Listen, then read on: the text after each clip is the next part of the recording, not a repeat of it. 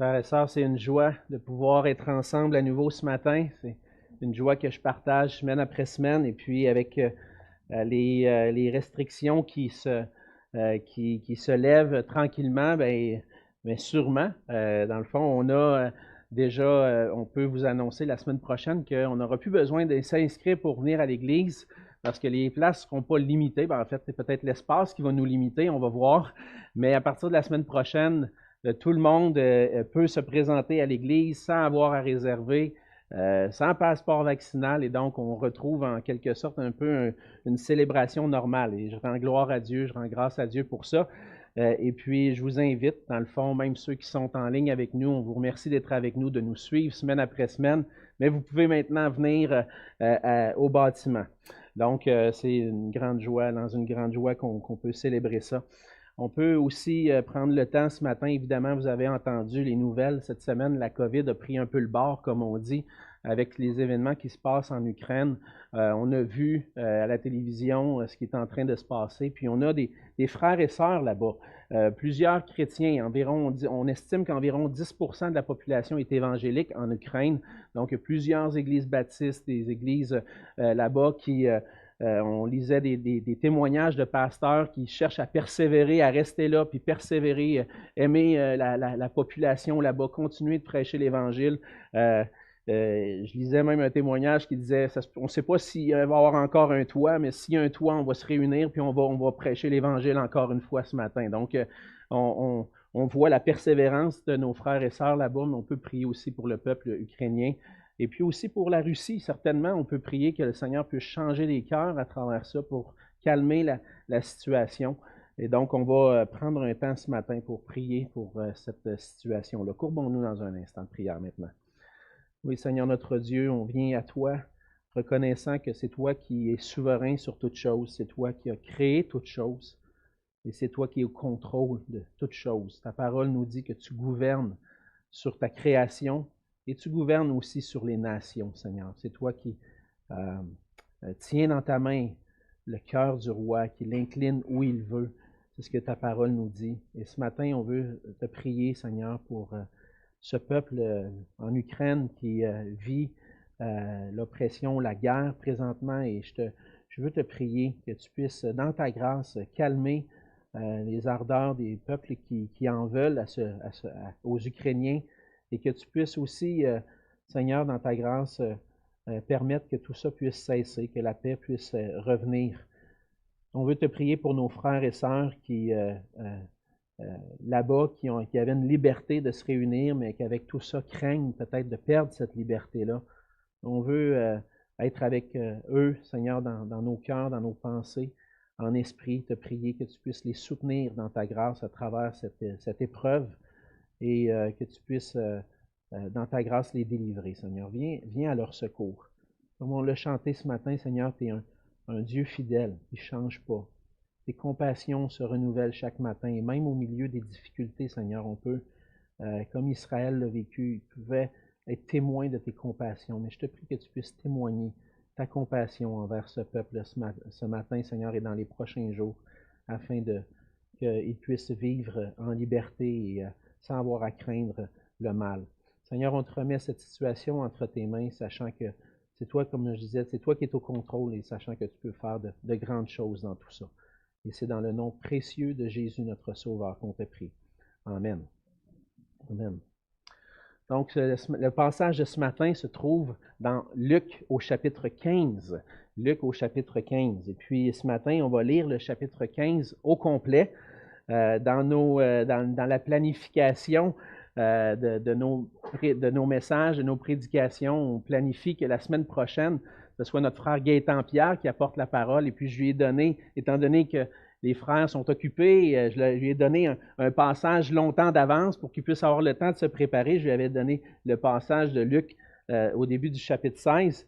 Mais notre série sur l'Église s'est étirée, ce qui fait qu'aujourd'hui, je suis un petit peu coincé dans le temps que j'ai. On ne veut pas trop bousculer tout ça, mais on va aller à l'essentiel de Luc 15, qui est un chapitre, en fait, qui contient 3 paraboles qui pointent vers une même idée, un même message. Et on va aller, en regardant le texte ce matin, vers l'idée principale du passage, et puis regarder ensemble ce que le Seigneur veut nous enseigner. Donc, dans Luc, au chapitre 15, à partir du verset 1, la parole de Dieu dit ceci. Tous les publicains et les gens de mauvaise vie s'approchaient de Jésus pour l'entendre. Et les pharisiens et les scribes murmurèrent, disant, « Cet homme accueille des gens de mauvaise vie et mange avec eux. » Mais il leur dit cette parabole. « Lequel d'entre vous, s'il a 100 brebis et qu'il en perd une, ne laisse les 99 autres dans le désert pour aller à la recherche de celle qui est perdue jusqu'à ce qu'il la trouve.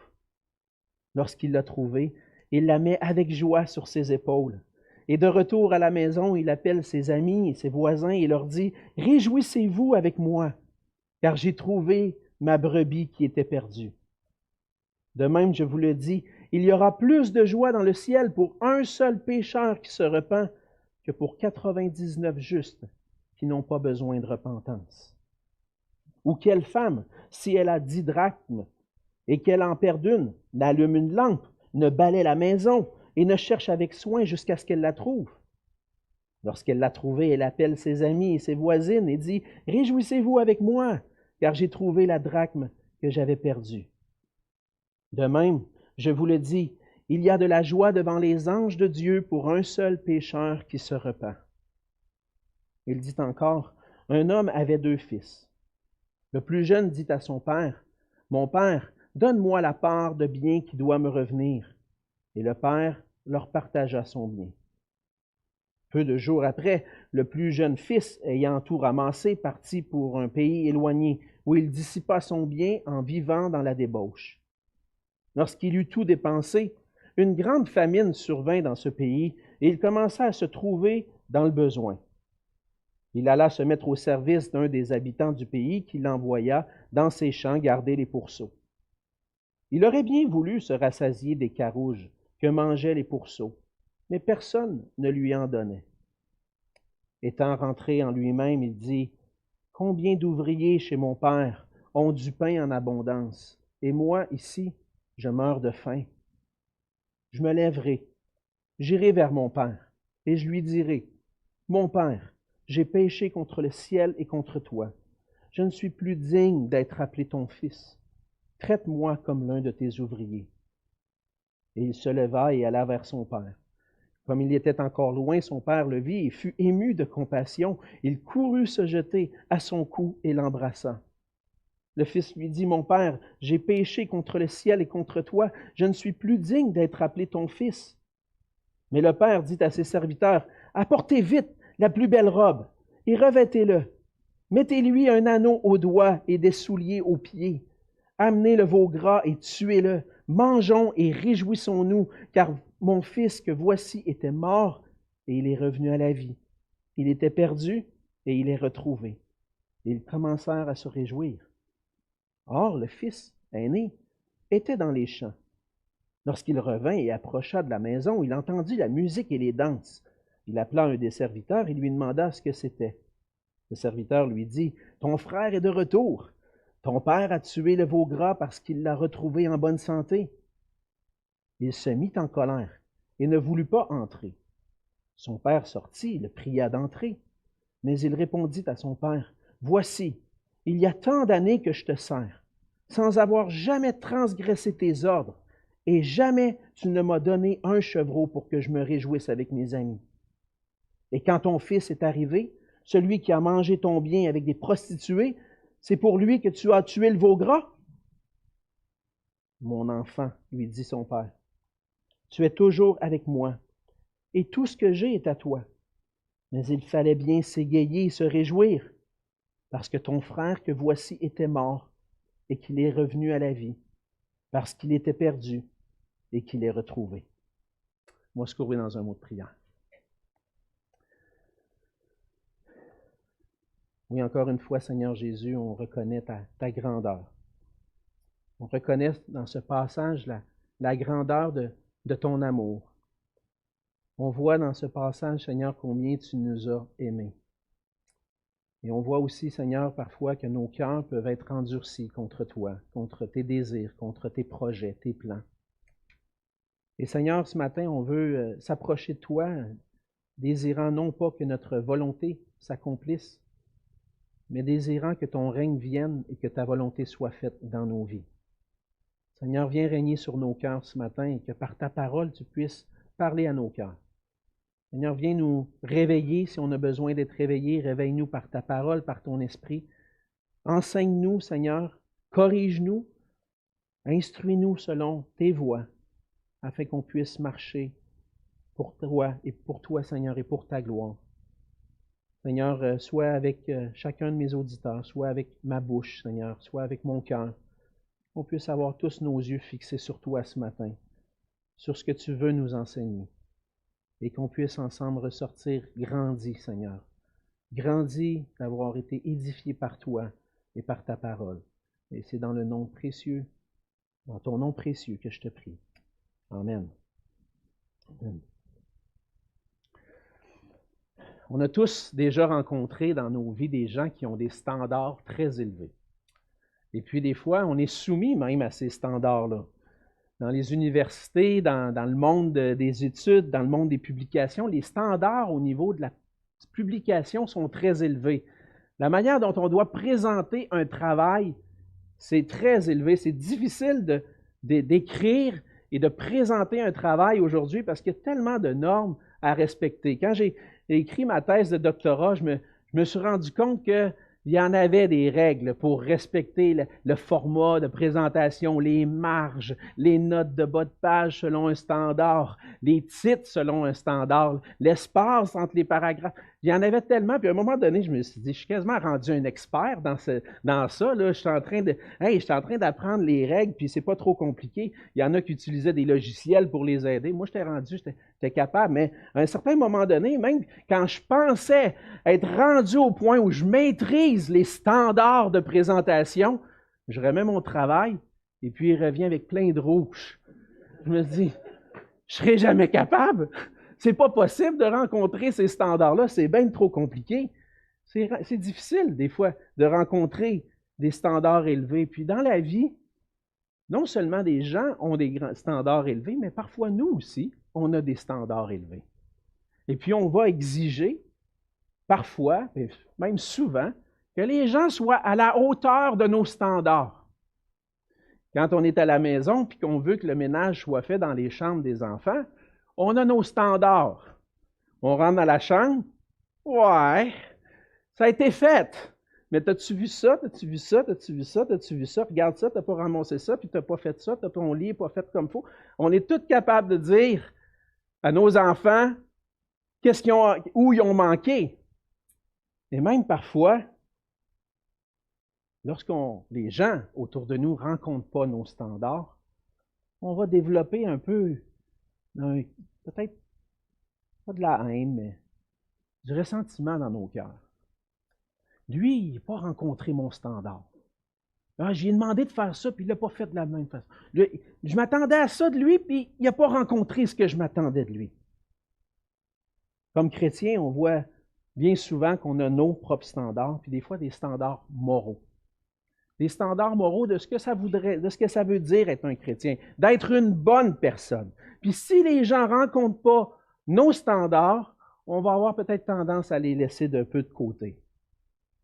On peut avoir des standards tellement élevés qu'on n'est pas prêt à accepter dans notre cercle certaines personnes. Le problème, c'est que bien souvent, nos standards moraux, on pense qu'ils sont conformes à la volonté de Dieu. On pense que parce que moi, je pense comme ça, puis parce que j'ai un standard élevé, Dieu est d'accord avec moi. Alors que bien souvent, nos standards sont contraires à la volonté de Dieu. Dans le passage qu'on étudie ensemble ce matin, on voit que le Seigneur Jésus entre en discussion avec les pharisiens et les scribes. Dans le contexte du passage, on voit que Luc aborde un sujet important juste avant d'arriver à ce passage-là. On a vu la semaine dernière que Jésus enseigne. Qu'est-ce que ça veut dire être un disciple? Et puis les standards sont élevés. Les standards de Jésus sont élevés. Mais il indique ce que ça veut dire réellement être un disciple. Puis il veut nous enseigner encore une fois ce matin, qu'est-ce que ça veut dire être un disciple de Jésus-Christ? Il veut nous enseigner que ceux qui sont réellement des enfants de Dieu devraient rechercher à avoir un cœur comme le sien. Il montre à travers la discussion avec les scribes et les pharisiens que bien souvent on peut avoir des standards qui sont contraires à son propre cœur. Et dans le passage, Jésus, ce qu'il fait ce matin, c'est qu'il nous révèle son cœur, le cœur du Père, envers les gens qui ne vivent pas selon ses standards à lui. Et il nous montre ainsi un modèle, comment nous, on devrait agir. Et ce matin, on va voir ensemble, à travers ce passage, Luc nous montre que Jésus est le roi, qui nous appelle à chercher ceux qui sont perdus et à nous réjouir avec lui d'une joie débordante lorsqu'un seul pécheur vient à la repentance. Comme disciple de Jésus-Christ, on doit avoir un cœur comme le sien, et ça signifie qu'on doit chercher avec lui ceux qui sont perdus. On voit ça dans les 3 paraboles. Les 3 paraboles nous parlent de choses de 2 choses qui sont perdues et un fils qui est perdu. Et on voit dans le premier verset du chapitre 15 que les gens de mauvaise vie s'approchaient de Jésus pour l'entendre. Ce qui est intéressant, c'est le lien qu'il y a avec juste le verset qu'il y a à la fin du chapitre 14. Jésus vient d'enseigner à la foule, il vient juste de mentionner que celui qui a des oreilles pour entendre, entende. Mais qu'est-ce qui est intéressant, c'est qui s'en vient pour écouter Jésus? C'est les publicains, les gens de mauvaise vie. En fait, cet appel-là est lancé à tous, à venir entendre, à venir écouter ce que le Seigneur veut enseigner. Mais ce sont les gens de mauvaise vie qui viennent à lui. Luc montre à travers ça que la réponse favorable à l'invitation d'entendre Jésus ne vient pas de ceux de qui on se serait attendu. On se serait attendu que les gens religieux, que les gens qui étudient la parole de Dieu, qui étudient l'Ancien Testament, aillent vers Jésus. Hey, un enseignant, on va aller à Jésus, puis on va l'écouter. Mais ceux qui s'approchent de lui, c'est pas eux. Les gens religieux, eux, se tiennent à l'écart. Ils regardent ce qui se passe. Ils analysent si Jésus rencontre leur standard à eux. Et ce que Jésus est en train de faire, c'est qu'il accueille des collecteurs de taxes, des gens de mauvaise vie. Puis c'était eux les plus intéressés à entendre Jésus. Les collecteurs de taxes, on appelle ici dans le texte un publicain, c'est un collecteur d'impôts. On en a déjà rencontré dans l'Évangile de Luc, mais ils étaient associés. Ces gens-là étaient associés avec les autorités romaines. Et puis, ils étaient vraiment mal perçus, surtout par les religieux de l'époque, mais aussi par l'ensemble des gens, parce qu'ils étaient associés avec l'ennemi. Les collecteurs d'impôts étaient des Juifs associés avec l'autorité romaine pour collecter les taxes. Et en plus de collecter des taxes puis d'être obligés de remettre l'impôt à César, eux encouragent ça, encouragent l'ennemi. Bien, en plus de ça, bien souvent, ils s'en mettaient un peu plus dans les poches. Et puis, ils étaient considérés comme des voleurs. Et on va voir un peu plus loin dans Luc l'histoire de Zachée, qui avoue qu'il était un collecteur d'impôts, qui avoue qu'il en avait pris un peu trop, puis il en avait mis dans ses poches. Mais c'est ça, les collecteurs d'impôts. Puis on voit aussi les gens de mauvaise vie. Dans le passage, dans le texte original, les gens de mauvaise vie, c'est littéralement des pécheurs. Ceux qu'on considère comme ceux qui commettent des péchés. Les gens de mauvaise vie, ça pouvait être des ivrognes, des voleurs, des prostituées, des gens que, dans le fond, vous n'auriez pas encouragé vos enfants à se tenir avec ce monde-là. Hein, c'est sûr que, ah non, va pas vers eux, va pas vers lui, il va t'influencer, il va t'amener dans le péché. Mais contrairement à ce qu'on aurait pu croire, c'est ces gens-là. Les gens avec un cœur tortueux, les gens avec un cœur tout croche, qui s'approchent de Jésus pour l'entendre. Et là, ça cause un problème pour les pharisiens au verset 2, c'est ce qu'on voit. Les pharisiens et les scribes commencent à murmurer. Ils regardent Jésus et ils disent « Oh boy, lui, il est loin des standards de Dieu. Il se tient avec des publicains, des gens de mauvaise vie. Il se tient avec des prostituées, tu l'as-tu vu? Hey, regarde ça, ce que Jésus fait. » Mais après un repas avec des gens religieux au chapitre 14, Jésus, maintenant, dans un repas avec des gens qui ne sont pas religieux, avec des irreligieux. Les pharisiens et les scribes, eux autres, se tenaient loin de ces gens-là. Ils se tenaient loin des pécheurs. Pourquoi? Parce que non seulement ils ne rencontraient pas leurs standards, mais ces gens-là, c'était des impurs.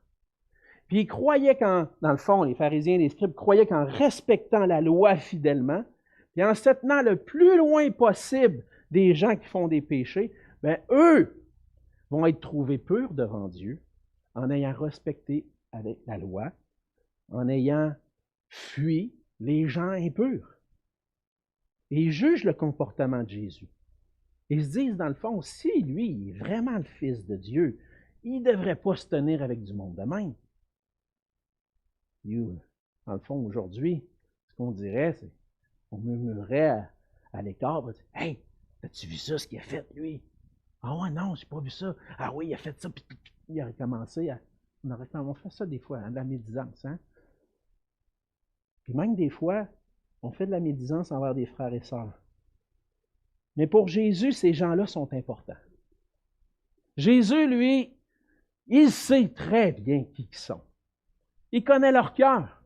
Il connaît les pensées qui sont au fond de leur cœur. Il connaît même ce qu'ils ont vécu dans les 2-3 dernières semaines, dans les dernières années. Pensez à la femme samaritaine au bord du puits. Jésus était capable de raconter sa vie. Lui, il les connaît. Il sait qui ils sont. Mais Jésus ne va pas mettre dehors ces gens-là. Pourquoi? Parce que Jésus est venu chercher ce qui est perdu. Jésus raconte 3 paraboles et ces 3 paraboles-là sont en réponse. Il faut voir vraiment ces 3 paraboles-là en réponse à l'attitude des scribes et des pharisiens. Oui, dans ces paraboles-là, Jésus révèle le cœur du Père. Il révèle son propre cœur, il révèle son amour. Puis en exposant ça, il veut mettre en lumière le cœur des pharisiens et des scribes. Il veut mettre en lumière notre propre cœur qui parfois va juger ceux qui ne rencontrent pas nos standards.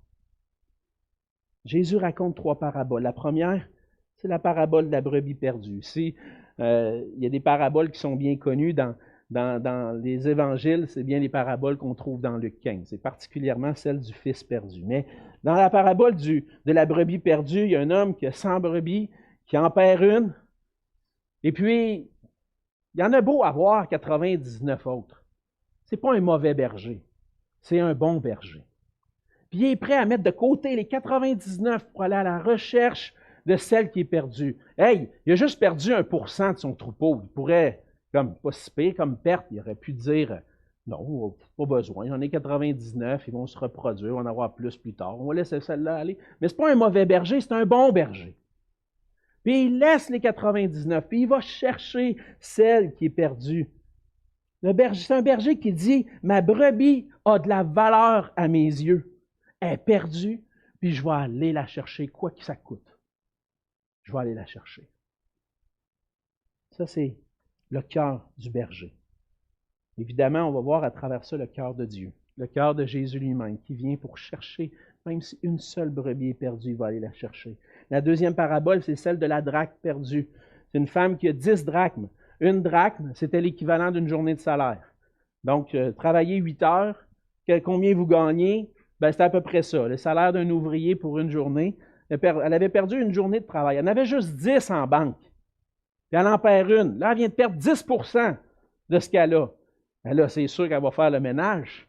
Elle va essayer de la trouver. Ça vaut de l'argent, ça. C'est précieux, ça. Et donc, elle est prête à tout mettre la maison en désordre pour réussir à trouver ce qui est perdu. Et le point de Jésus, c'est le suivant. Si on est prêt à tout pour retrouver 1% de ce qu'on possède, pour retrouver une brebis perdue sur 100, ou un montant d'argent perdu, si on est prêt à tout, à virer la maison à l'envers, à tout faire pour réussir à le trouver, est-ce qu'on ne devrait pas être en train de faire plus pour une âme qui est perdue? Mais les pharisiens, eux, se confortent dans leur bien-être religieux. Ils se tiennent ensemble, sont bien ensemble, chantent des cantiques ensemble, étudient la parole de Dieu ensemble, sont bien ensemble. Puis, lorsqu'il y a un pécheur qui vient,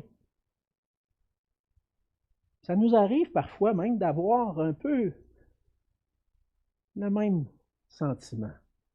Avec les années, on est bien avec nos frères et sœurs dans le Seigneur. Puis c'est bien. Le Seigneur nous a donné l'Église, nous a donné des frères et sœurs. Il veut qu'on soit bien ensemble, il veut qu'on se tienne ensemble. Si on voit, c'était l'exemple des églises. Mais est-ce que des fois, on est prêt à sortir de notre zone de confort pour accueillir quelqu'un qui est peut-être pas partie de la famille encore? Je me souviens, dans mes premières années à l'église de Longueuil, on était sur un bâtiment sur la rue La Salle. Le dimanche soir, on avait une célébration, on avait un culte à ce moment-là, le dimanche soir, puis il y avait un homme qui venait, puis c'était un homme qui vivait dans la rue, c'était évident. Quand il arrivait à l'église, on pouvait sentir qu'il avait été dans ses vêtements pendant plusieurs jours. On pouvait sentir qu'il y avait peut-être même des problèmes d'incontinence. Et il venait le dimanche soir, il s'assoyait, il écoutait la parole, mais il y avait comme une odeur, pas trop plaisante, qui dérangeait. Premier sentiment qui vient dans notre cœur, c'est qu'est-ce qu'il fait là, lui? Il me semble qu'il me dérangeait. Tout à soir, je viens écouter la parole, je viens chanter, puis là, j'ai cette odeur-là qui vient. Il y a un problème, lui. Il faut que quelqu'un y parle. Là. Il ne peut pas venir de même ici. Là. Il ne rencontrait pas nos standards de culte qui fonctionnent bien habituels. Par la grâce de Dieu, il y a des gens qui étaient sages, puis qui l'ont accueilli, qui ont présenté l'Évangile, puis ils revenaient. Puis c'était pas toujours agréable, mais ces gens-là ont eu un cœur comme le Seigneur Jésus, prêt à accueillir. J'ai eu l'occasion aussi dans mon ministère à l'Église de Longueuil d'accueillir des gens à l'Église, puis certaines fois, certains moments, des gens que c'est sûr qu'ils ne vivent pas selon le standard de Dieu. Puis c'est sûr que leur train de vie n'est pas selon ce que Dieu demande. Mais qu'est-ce que Jésus veut faire? Qu'est-ce que Dieu veut faire? Il veut les accueillir. Il est à la recherche de ces gens-là. Ça veut-tu dire que la personne va se convertir? Peut-être pas. Mais on veut accueillir ces gens-là. Et lorsqu'on est en train de dire, pas sûr que cette personne-là devrait venir à l'Église, ou pas sûr que... On oublie qu'un jour, nous aussi, on était perdus. Puis que Jésus est venu vers nous. Il nous a accueillis. Il nous a accueillis à lui, puis il a cherché à nous ramener à Dieu. Et comme disciples de Jésus-Christ, frères et sœurs, on doit chercher avec lui ceux qui sont perdus. Puis ça va vouloir peut-être dire, des fois, aller vers ceux avec qui on est inconfortable. Mais un deuxième élément, c'est lorsqu'en plus de chercher, on veut accueillir ceux qui viennent à lui. C'est ce que Jésus fait. Et c'est ce que la parole du Fils prodigue nous montre. La parabole du Fils prodigue nous montre notre condition naturelle. Le Fils prodigue fait la pire chose qu'on aurait pu faire à son père à cette époque-là. Il demande son héritage avant même que son père soit décédé. Quelque chose qu'on ne fait pas. C'était pas du tout la coutume, c'était manquer de respect, c'était dire à son père, toi là, regarde, moi là, toi, tu ne m'intéresses pas, tout ce que je veux, c'est ton cash. Vivre avec toi, je suis tanné, tes règles, regarde, donne-moi mon cash, puis je vais aller vivre ma vie. C'était vraiment un rejet complet. En quelque sorte, c'est renier sa famille pour aller vivre sa vie. Moi, je suis tanné de vivre comme ça. Je veux faire le party. Je suis tanné de vivre dans des conditions et dans des règles. Moi, je veux vivre ma vie. Dans ce récit-là, on voudrait peut-être s'identifier à Jésus. On voudrait peut-être s'identifier aussi aux pharisiens, qui étaient quand même des bonnes personnes, qui faisaient des bonnes œuvres. Mais en réalité, la personne avec qui on doit s'identifier, puis avec qui même les scribes et les pharisiens devraient s'identifier dans cette parabole-là, c'est le Fils perdu. On va voir à la fin que les scribes et les pharisiens sont plus comparables aux frères. Mais ils font partie de la même gang. Tu ne le sais pas, hein? Tu penses que toi, tu es religieux, tu es un bon gars, mais tu es dans le même bateau que des pécheurs. Tu ne reconnais pas qui est Jésus? Tu ne reconnais pas qui est le Sauveur, qui est le Messie? Tu es dans le même bateau que ceux qui sont incrédules envers lui. Dans ce récit-là, la personne à qui on doit nous s'identifier, c'est ce fils-là, qui, avec un cœur rebelle, dit à son père, « Donne-moi mon cash, je vais aller vivre ma vie comme je veux, parce que c'est comme ça qu'on est naturellement. » Par nature, la parole de Dieu nous dit qu'à cause de nos premiers parents, on a abandonné Dieu. On n'a aucun intérêt à vivre pour Dieu. Ou si on veut vivre pour Dieu, c'est peut-être pour bien paraître devant les gens, ou peut-être pour gagner quelques galons devant lui, puis gagner sa faveur. Mais en réalité, notre cœur n'est pas tourné vers Dieu. La parole de Dieu nous dit dans Éphésiens 2, 1 à 3, que par nature, on est des enfants rebelles à Dieu. Paul va dire, « Vous étiez morts par vos offenses et par vos péchés dans lesquels vous marchiez autrefois, selon le train de ce monde, selon le prince de la puissance de l'air, de l'esprit qui agit maintenant dans les fils de la rébellion. Nous tous aussi, nous étions de leur nombre, et nous vivions autrefois selon les convoitises de notre chair, accomplissant les volontés de la chair et de nos pensées, et nous étions par nature des enfants de colère comme les autres. » On est tous inclus dans ça. Paul va dire « nous tous ». Il s'inclut lui-même. Avant de connaître Christ, j'étais un enfant rebelle. J'étais un enfant qui voulait faire le party, qui voulait vivre sa vie sans Dieu. Et c'est ce qu'on est par nature. Par nature, on est tous des fils et des filles qui sont rebelles et perdus. Et quand bien même tu serais la plus bonne personne qui respecte le plus les commandements de Dieu, si tu n'as pas placé ta foi en Jésus-Christ, tu es perdu. Je donnais un moment donné un enseignement à la jeunesse à l'Église de Longueuil. Je parle souvent de l'Église de Longueuil. Rappelez-vous que j'étais là 25 ans. Fait que ça fait partie de mon parcours. Et puis j'en donnais un enseignement, puis j'avais prêché l'Évangile ce soir-là. Je me souviens d'avoir enseigné la parole de Dieu, que de dire qu'il n'y a personne qui est juste devant Dieu. Il n'y a personne. On est tous coupables. On est tous rebelles. Il y a une jeune fille qui, après la rencontre, vient me voir et elle dit, « Es-tu en train de me dire que ma grand-mère, qui a fait du bien toute sa vie, elle a élevé X nombre d'enfants, elle a toujours suivi la Bible, elle a toujours obéi. Es-tu en train de me dire que si c'est pas assez, ça? » Oui, c'est ça que je suis en train de te dire. Une jeune fille qui se disait chrétienne. Et je suis en train de lui dire, c'est ça, je dis. Il n'y a rien qu'on peut faire pour gagner la faveur de Dieu. On est tous coupables devant Dieu. Et elle était insultée de ça. Mais c'est notre réalité. Puis je comprends que ça peut peut-être t'insulter. Moi, je suis un bon gars quand même. Oui, mais pas autant que tu penses. Pas selon le standard de Dieu. Puis qui que tu sois, un pécheur, un publicain, un pharisien, un bon gars, une bonne fille, qui que tu sois, tu ne rencontres pas le standard de Dieu parce que par nature, tu es un enfant rebelle à Dieu. Et c'est ce que la Bible dit. Ça me fait plaisir de te le dire parce que la Bible le dit. Mais humainement parlant, je sais que ça ne fait pas plaisir au monde quand je dis ça. Je sais que ça ne fait pas plaisir quand je dis « Tu es un rebelle, tu es perdu, tu es sans Dieu, tu as besoin de revenir à... » Ça ne fait pas plaisir. Mais tant et aussi longtemps qu'on n'a pas pris conscience du fait qu'on est perdu, on est perdu. Et dans sa grâce, Dieu est pour nous comme un père, comme le père de la parabole. Il est le père qui nous attend et qui nous accueille lorsqu'on revient à lui avec repentance. Après avoir fait la fête, on voit dans les versets 13, il dit, peu de jours après, le plus jeune fils, ayant tout ramassé, parti pour un pays éloigné, il dissipa son bien en vivant dans la débauche. Là, le party était pogné. Ah ouais, l'alcool à tous les soirs, on se remplit le nez à tous les soirs, on couche avec une fille un soir après l'autre. All right, man, ça c'est la vraie vie. Sauf qu'à un moment donné, tu frappes un mur. Il y a une famine dans le pays, il n'y a plus d'argent, il n'y a plus rien.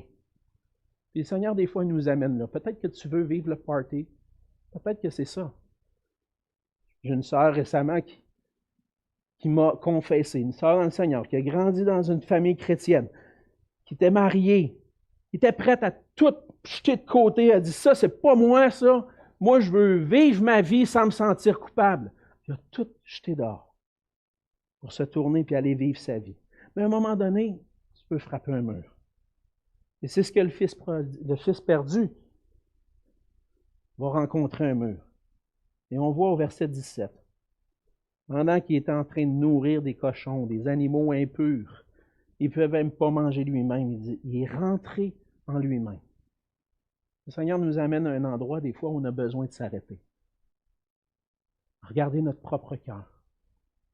On dit, j'ai mal agi. C'est ce que le Fils fait. Il dit, je vais me lever, puis je vais dire à mon Père, j'ai péché contre le ciel et contre toi. Non seulement il dit qu'il a péché contre son Père, mais il réalise qu'il a péché contre Dieu aussi. Qu'il a agi en enfant rebelle. J'ai péché contre le ciel. J'ai péché contre Dieu. Le Seigneur veut nous amener là. Il veut retourner vers son Père. Il dit, je vais me lever, je vais aller vers mon Père, je vais confesser mon péché, puis regarde, je sais que je ne mérite rien. Je suis un pécheur. Fais juste me traiter comme un de tes serviteurs, là. Tu n'es pas obligé de m'accueillir comme ton fils. Je sais que je t'ai renié, puis tout ça. Mais peux-tu me reprendre avec toi? Il se repent. Il réalise son péché contre Dieu, contre son Père. Il se lève, et il s'en va vers son Père.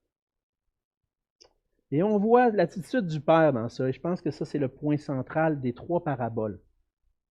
Le Père qui est là, son Fils le confesse au verset 21. Il dit, mon Père, j'ai péché contre le ciel et contre toi. Je suis plus digne d'être appelé ton Fils. Mais même avant, quand son Père l'a vu, qu'est-ce qu'il a fait? Il a couru vers lui. Enfin, mon Fils est de retour. Peut-être qu'il priait jour après jour. Seigneur, ramène mon Fils. Mon Fils qui s'est éloigné, ramène-le. Mon cœur est brisé, il est parti, il est perdu. Peux-tu le ramener, Seigneur? Puis là, il le voit. Qu'est-ce qu'il fait? Mon ami, il part, puis il s'en va l'embrasser. Mais ça, c'est l'attitude de notre Dieu qui est là, qui nous attend, nous, les enfants rebelles, des pécheurs, des gens qui se pensent bons, qui n'ont pas réalisé qu'ils sont perdus, puis tout d'un coup, on se réveille, puis on dit, qu'est-ce que je fais là, moi? Puis lorsqu'on se présente à lui, qu'est-ce qu'il fait? Il est à mon fils, il est à ma fille. Je t'attendais. J'attendais que tu reviennes. C'est ce que Jésus a fait pour nous. Jésus est venu pour nous chercher, pour nous accueillir, pour être prêt à nous accueillir lorsqu'on reviendrait, lorsqu'on viendrait à lui. Il est allé mourir jusqu'à la croix pour nos péchés. Ça vous donne-tu une idée de comment il veut nous accueillir? Comment il veut qu'on puisse être réconciliés avec lui, avec le Père? Jésus est mort à la croix pour moi, un pauvre pécheur qui était perdu. Il a tout accompli. Puis là, il dit, attends. Je t'aime. Je t'attends. Puis comme disciple de Jésus, ce que Jésus nous demande, c'est d'accueillir comme lui nous a accueillis. Il va y avoir des pécheurs qui vont venir. Si on est à la recherche des gens pécheurs, si on est à la recherche de ceux qui sont perdus, qu'est-ce que vous pensez que le Seigneur va faire? Il va en amener. Qu'est-ce qu'on va faire à ce moment-là? Est-ce qu'on va être prêt à les accueillir, à leur partager la grâce de Dieu qui se trouve en Jésus-Christ? On était perdus dans nos péchés. Jésus est venu accomplir notre salut. On a réalisé notre état, on est venu à lui, et il nous a acceptés, il nous a accueillis. Et maintenant, nous aussi, on veut accueillir ceux qui sont perdus. Il va y avoir des gens qui vont venir à l'Église peut-être. On ne sera pas d'accord avec leur façon de vivre. Ils ne vivent pas selon le standard de Dieu. Et qui ici peut dire qu'il vit selon le standard de Dieu? Pour commencer. Est-ce qu'on est prêt à les accueillir? Est-ce qu'on est prêt à être là pour eux? Comme disciples de Christ, on doit chercher ceux qui sont perdus, à être prêt à les accueillir, ceux qui sont en recherche. on veut accueillir aussi ceux qui viennent à la repentance. Troisièmement, comme disciple de Jésus-Christ, on veut être comme lui et se réjouir lorsqu'un seul pécheur vient à la repentance. Les trois paraboles nous parlent de la joie. Et s'il y a un impératif, un commandement qui revient dans les trois paraboles, il faut se réjouir. Réjouissez-vous. Dans la parabole de la brebis perdue, le berger a trouvé sa brebis. Qu'est-ce qu'il fait? Il appelle ses chums. « Hey, je l'ai trouvé! Hey, viens, on va faire un party, on va se réjouir. On va se réjouir ensemble. Celle qui était perdue est trouvée. » La même chose avec la drac. La madame elle trouve sa drac. « Hey, j'ai trouvé ma drac! » Appelle ses amis. « Venez-vous-en, on va faire une fête. On va célébrer ensemble. J'ai trouvé ce que j'avais perdu. » Et le fils, le père, qu'est-ce qu'il dit quand il reçoit le fils? « Hey, tu penses que je vais te traiter comme un serviteur? Non, je ne te traiterai pas comme un serviteur. Je vais te traiter comme mon fils parce que je t'attendais. Je vais te mettre un anneau au doigt, des sandales à tes pieds. » Ça démontrait le fait qu'il était placé à un endroit où tu ne vivras plus comme tu vivais avant. Je t'accepte dans ma famille. Puis on va se réjouir ensemble. On va faire la fête ensemble. Et le Seigneur nous dit, dans les trois paraboles, à travers les trois paraboles, c'est mentionné plus clairement dans le verset 7, la comparaison. Lorsqu'il y a quelque chose qui est perdu, qui est retrouvé, il y a plus de joie dans le ciel pour un seul pécheur qui se repent que pour 99 justes qui n'ont pas besoin de repentance. Hey, quand tu es venu au Seigneur, là, et que tu as reçu son pardon, tu t'es repenti de tes péchés, tu as reçu son pardon, il y a eu un méchant party au ciel. Ça se réjouissait. Puis qu'est-ce que le Seigneur veut? C'est que nous aussi, on se réjouisse. On puisse se réjouir. On peut se réjouir de la grâce infinie de Dieu. On l'a chanté tantôt. Qui un jour m'a sauvé. J'allais perdu, errant de lieu en lieu, quand il m'a retrouvé. Vous êtes heureux de ça? Vous êtes heureux que Jésus vous a trouvé? Amen. Maintenant, le Seigneur nous demande de nous réjouir, nous aussi, lorsqu'il y a un pécheur qui se repent. Mais il y en a qui ne vivent pas de la joie. Pas du tout. Et c'est là que Jésus est en train d'adresser puis mettre en lumière le cœur des pharisiens, particulièrement avec l'attitude du frère. Et lorsque le frère, le fils aîné, il revient du champ, il réalise qu'il y a un party, là. C'est quoi cette affaire-là? Comment ça, il y a de la musique de même, mais personne ne m'a averti de ça. Hey, qu'est-ce qui se passe, là? Il fait venir un serviteur. Qu'est-ce qui se passe? Hey, c'est ton frère, il est revenu! Et là, l'attitude, c'est quoi? En colère. Hey, il revient. Il n'a pas eu assez. Il revient encore, puis il pense avoir une autre partie, lui aussi. Il pense avoir un deuxième héritage en revenant. Puis, moi, je n'ai jamais eu de fête pour moi. Il n'a pas, mon père, il n'a pas fait de fête pour moi. Il fait une fête pour lui.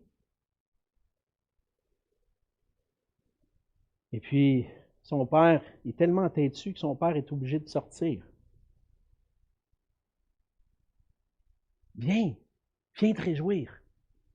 Tu devrais te réjouir avec nous autres. Hey, ton frère qui était perdu, il est retrouvé. Non, pas de joie. Pas de joie dans son cœur. Il est jaloux. Et le Seigneur adresse nos cœurs ici aussi. Parce que ça va arriver des fois qu'on est jaloux d'une bénédiction que Dieu accorde à un frère ou à une sœur. On va être jaloux des fois de ne pas en avoir autant. Le Seigneur a béni tel frère, il ne m'a pas béni autant. On va avoir de la jalousie dans nos cœurs, même que il me semble que moi, je n'ai fait assez. Il me semble que je le mérite. Seigneur, tu ne m'as pas vu? Hein? Je sers dans l'Église depuis 50 ans que je suis chrétien, 30 ans que je suis chrétien, je sers dans l'Église. Puis tout ce que je reçois, c'est de la critique. Il n'y a personne qui me dit merci. Il n'y a personne qui a fait une fête pour moi, pour me remercier. Seigneur, il me semble que je le mérite. Ah, je le sais, un jour, Seigneur, je vais rentrer dans ta présence, tu vas m'accepter. Tu sais que je suis un bon gars. C'est pas ça du tout. Si on a trouvé grâce devant Dieu, c'est pas à cause de nos mérites. C'est à cause de sa grâce à lui. Les scribes et les pharisiens, eux, se croient justes. Lorsque Jésus dit au verset 7, puis au verset, entre autres au verset 7, il dit qu'il y a plus de joie pour un seul pécheur qui se repent que pour 99 justes qui n'ont pas besoin de repentance. On voit une ironie ici. Dans quelque sorte, il y a plus de joie dans le ciel pour un seul pécheur qui se repent que pour 99 qui pensent qu'ils sont justes, puis qui pensent qu'ils n'ont pas besoin de repentance. Seigneur, mets en lumière nos cœurs. Si tu es ici ce matin et tu penses que tu es le bon gars ou la bonne fille qui mérite, Seigneur dit, tu as besoin de repentance. Peut-être que j'ai besoin de repentance, même moi, même comme enfant de Dieu, dans mon cœur, pour des attitudes, des mauvaises attitudes que j'ai eues envers des frères et sœurs que le Seigneur a bénis, que le Seigneur a attirés à lui. Et c'est ça la question. Est-ce qu'on a une attitude comme les pharisiens et les scribes? Est-ce qu'on pense qu'on mérite d'avoir la fête qui est faite pour nous, d'avoir les félicitations? Est-ce qu'on cherche à vivre la joie de voir des pécheurs venir au Seigneur puis se repentir? Est-ce qu'on est prêt à accueillir un frère, une sœur qui s'est éloigné et qui veut se repentir? Comme le frère dans la parabole, les pharisiens et les scribes qui se croient justes, pensent qu'ils sont justes, ils ne se réjouissent pas. C'est comme le fils, c'est comme le frère. Le Seigneur nous dit, tu ne devrais pas agir comme ça, c'est pas comme ça. Tu devrais te réjouir. Et le Seigneur nous invite tous à nous réjouir lorsqu'un pécheur se repent. On l'a vu, on est tous des pécheurs qui avons besoin de repentance. Et on est loin d'atteindre la cible à 100% encore aujourd'hui. On a besoin de la grâce de Dieu encore. Et si on a besoin de la grâce de Dieu, il y en a d'autres autour de nous qui ont besoin. On peut se réjouir parce qu'on a été sauvés, mais on veut se réjouir quand d'autres sont sauvés aussi. Et comme le Seigneur Jésus se réjouit de voir des pécheurs venir à lui, en tant que disciple, on doit se réjouir avec lui. Parce que Jésus-Christ est notre Seigneur et comme disciple, il nous appelle, on a vu 3 choses ce matin, à chercher ceux qui sont perdus, à les accueillir et à nous réjouir avec lui d'une joie débordante, qu'un seul pécheur vienne à la repentance. Où est ton cœur ce matin? Qu'est-ce qui te fait le plus ta joie? Qu'est-ce qui te réjouit le plus? Qu'est-ce qui fait le plus ton bonheur? Est-ce que tu es comme le fils perdu qui cherche ton plaisir dans le monde, cherche ton plaisir dans ce que le monde a à t'offrir? Tu te dis, moi, je vais faire le party, je n'ai pas besoin de personne, moi, je vais vivre ma vie. Est-ce que tu es comme les pharisiens, les scribes, les gens religieux? Ils disent, moi, je suis une bonne personne. Dieu va m'accepter dans sa présence. J'ai la faveur de Dieu, je suis béni parce que je suis un bon gars.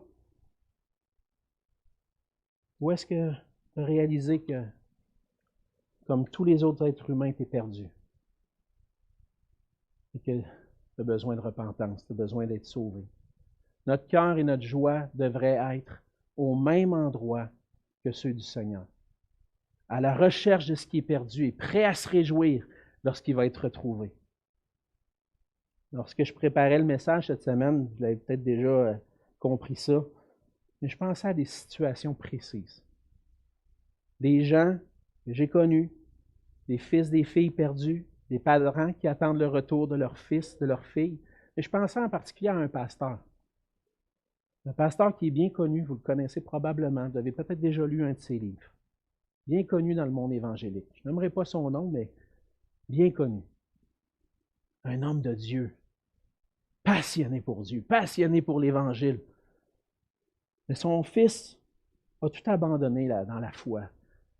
Puis cette semaine, je me suis retrouvé sur le compte Twitter de son fils. Il parle contre son père, il parle contre les évangéliques, qui parle... Mon cœur était brisé.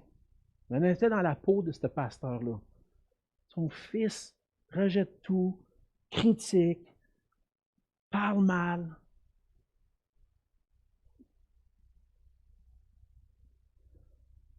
Je suis convaincu que ce père-là attend son fils. Je suis convaincu que ce père-là prie pour son fils. Et je veux vous encourager, frères et sœurs, à prier pour vos fils, vos filles qui sont éloignés, perdus.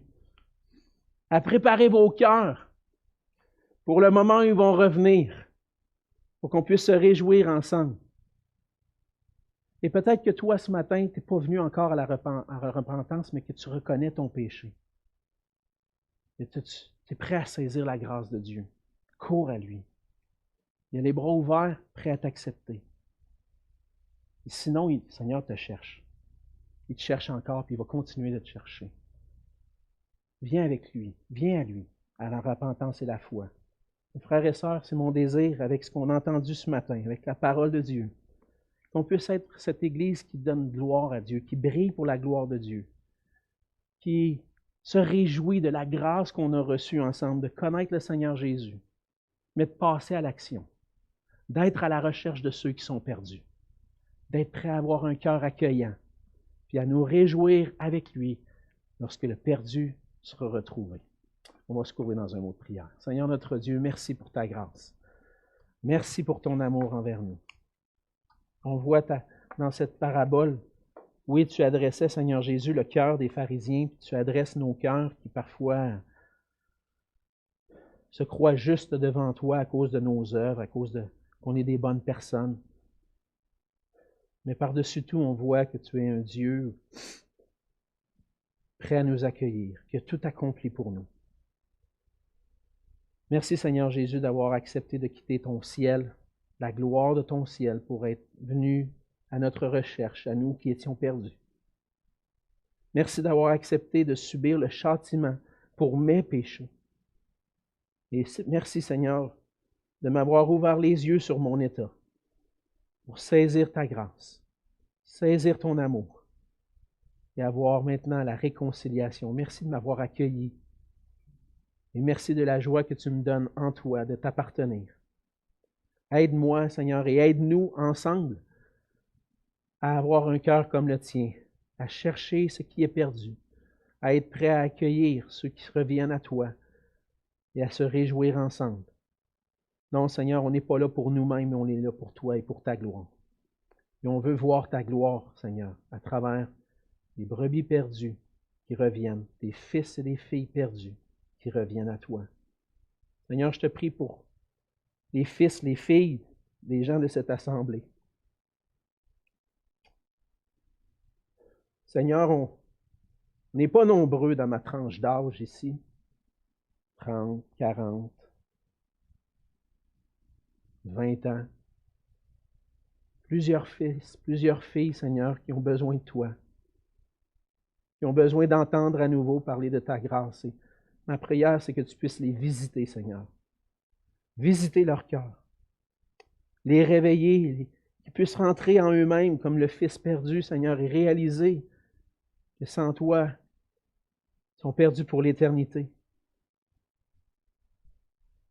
Seigneur, ramène-les. Attire-les à toi. On veut voir ta gloire à travers des fils et des filles qui reviennent à la croix, transformés par toi, qui vivent pour ta gloire. Seigneur, on ne peut rien faire. Tout ce qu'on peut faire, c'est partager ton amour et ta grâce. Convainc-les, attire-les à toi et qu'on puisse se réjouir ensemble. C'est ma prière, c'est notre prière, Seigneur. Dans ton beau et précieux nom. Amen.